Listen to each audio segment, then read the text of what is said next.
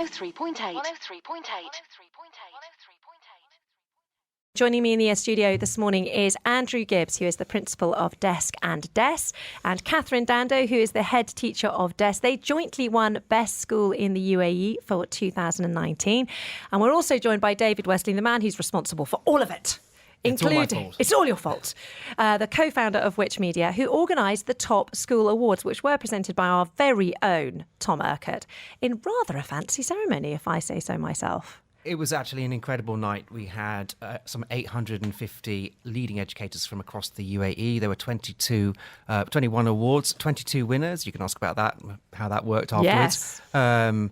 But it was a night. I can do maths. It was a night full of passion. It was a night full of surprises. There was lots of, educators tend to be very passionate, so the audience got very, very behind the awards. There was lots of whooping and excitement. And really, the buzz and the positive energy, I think, that came out of the whole night was just fantastic. And I think, social media has erupted up since, and it's been incredible to watch and listen to. So, yeah, it was a fantastic night. But to be honest with you, deserving winners across the board.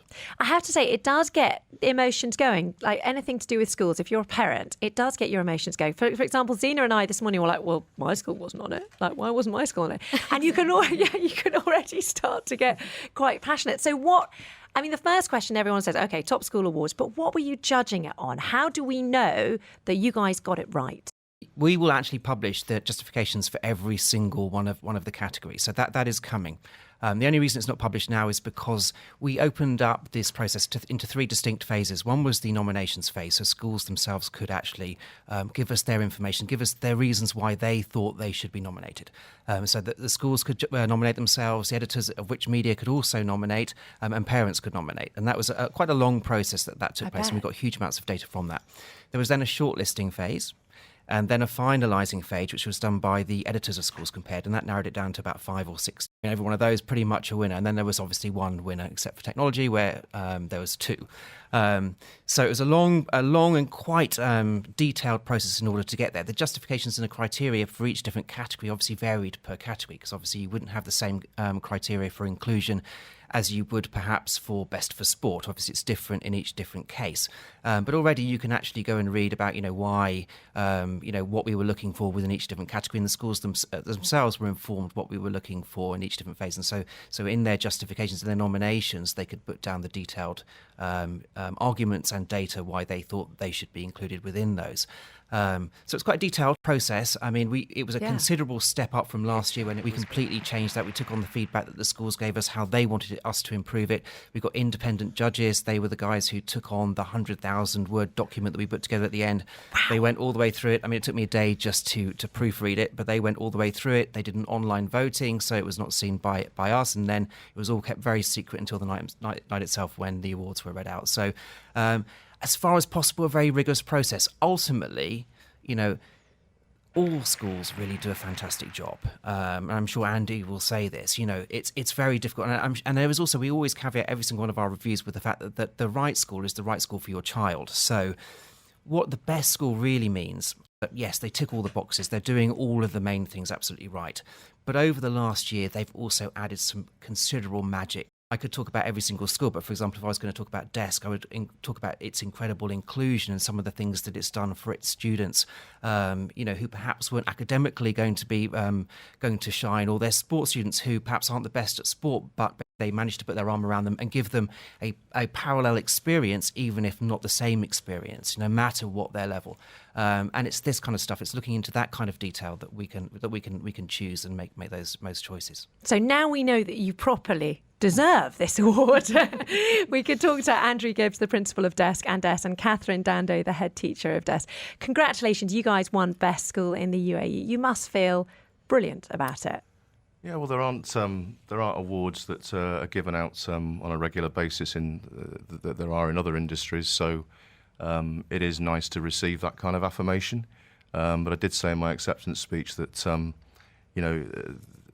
the one thing that struck me throughout the whole evening was that listening to other people's speeches was how incredibly proud they are of where they work.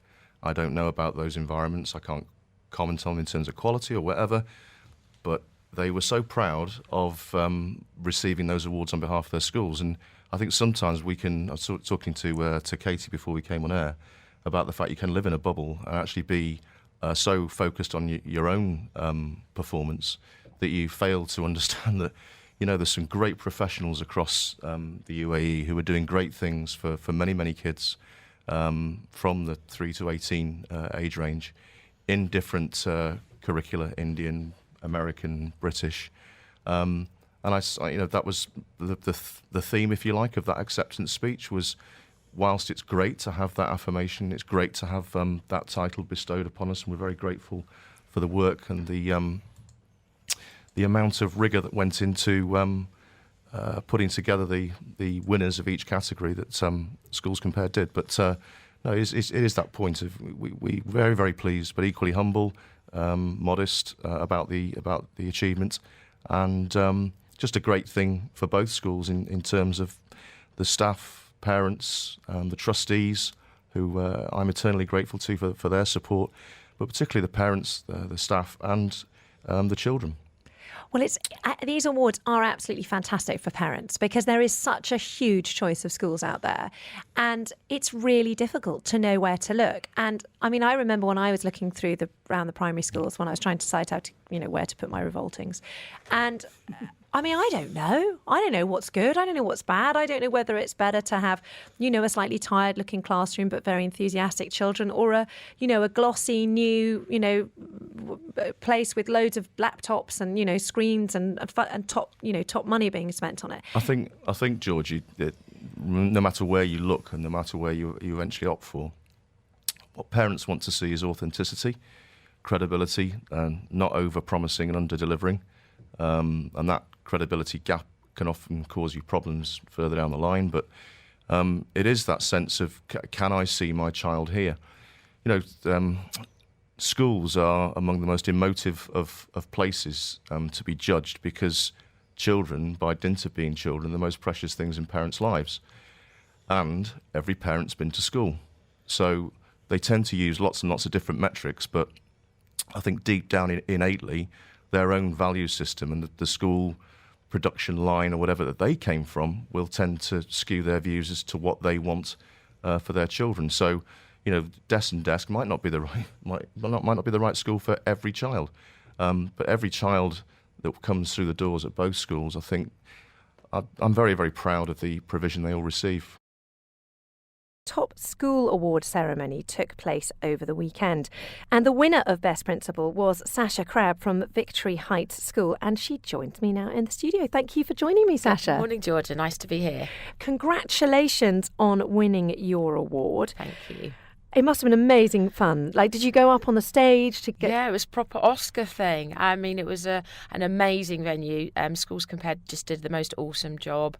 It was a pleasure to be there, and it was just brilliant, fantastic, just blown away with the whole experience. So that's the Oscars done in education here in Dubai. Brilliant. And how did you enter for the award? Does the school put you forward, or do your students put you forward? I think the staff did on this occasion, behind my back, because I really wanted to go for Best Primary. We're going to have a whole team effort, but we were lucky enough to be in the last 5, which was a credit to the school community, up with some fantastic schools here in the UAE.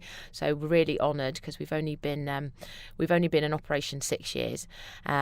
We haven't got a sort of a head office. We're a standalone primary school, and so that was a great achievement. But the folks in the back, they put the presentation together and nominated me. So I worked with some fab people. 103.8.